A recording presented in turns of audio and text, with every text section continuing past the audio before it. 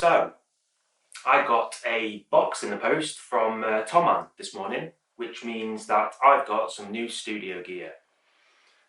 This is box number 1 of 2, as the audio interface that I ordered is out of stock at the moment. First up, we've got the Rode Podmic, which is the new-ish dynamic broadcasting microphone from Rode. Next up, we've got this little thing.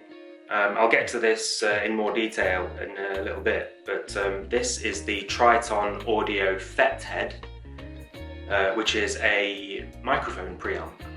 And last of all today, we've got this, which is a K&M microphone desk arm, and that's the K&M 23850. So I'm going to get this stuff set up, and we'll go and have a look, shall we? So here we are. I've got everything set up, and it seems to be really good so far. The microphone sounds fantastic. I'm really happy with how it sounds, which is obviously the most important thing with a microphone. As I said before, it feels really solid, really robust. But it's just, yeah, I'm really happy with it. I was a little bit worried to start with that it would sound a little bit flat. A little bit lacking in the low end. That's what I've heard on reviews and stuff anyway. I've got quite a deep voice, so I suppose maybe that's a reason why I'm not noticing it as much. But certainly so far, I think it sounds really good. So this microphone does have a built-in pop filter, but sometimes my mic technique is a little bit lacking. If I'm not concentrating properly, I'll often end up talking into the microphone like this, where it will pick up a lot of the plosive sounds, rather than talking straight across the microphone like you're supposed to. So I might put an external pop filter on as well.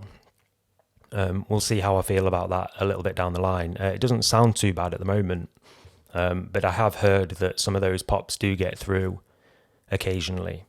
So I'm trying to do everything on a bit of a budget. I've got a 6-month-old baby, which takes up a lot of your income and stuff.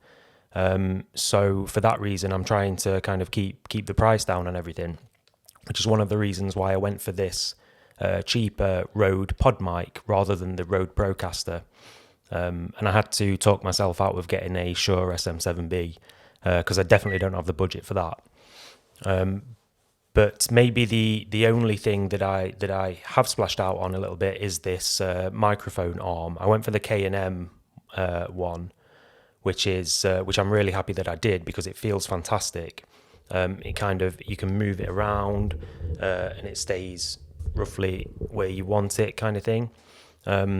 So definitely seems like a good choice that. And it has the cable actually runs through the stand. I don't know how well you can see that. So it runs through the stand and down and out the other side, which I really like. Keeps everything nice and tidy. So next up we have the Triton Audio Fethead, which I mentioned earlier.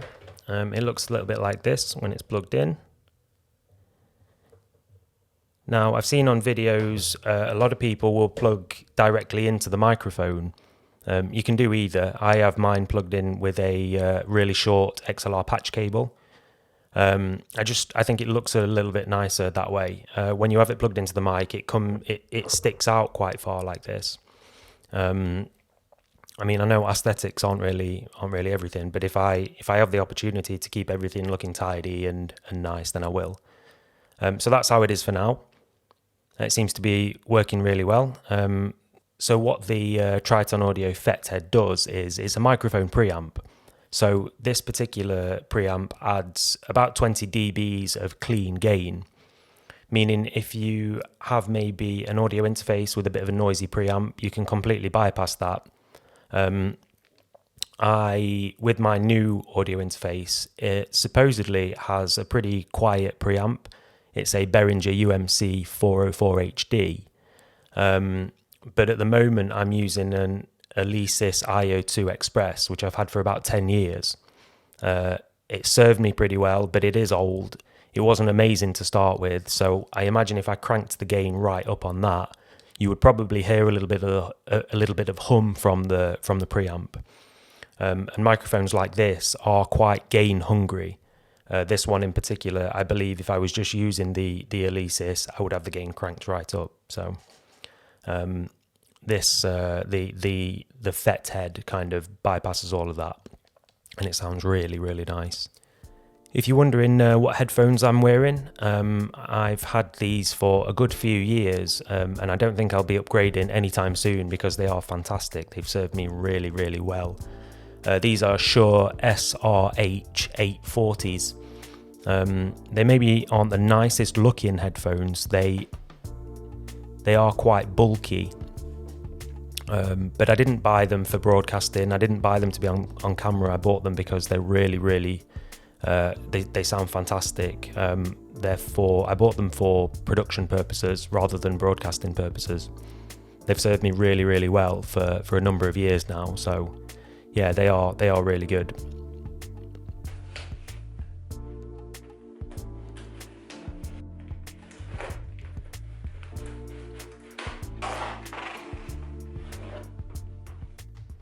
So my second package from Thomann arrived, containing my audio interface.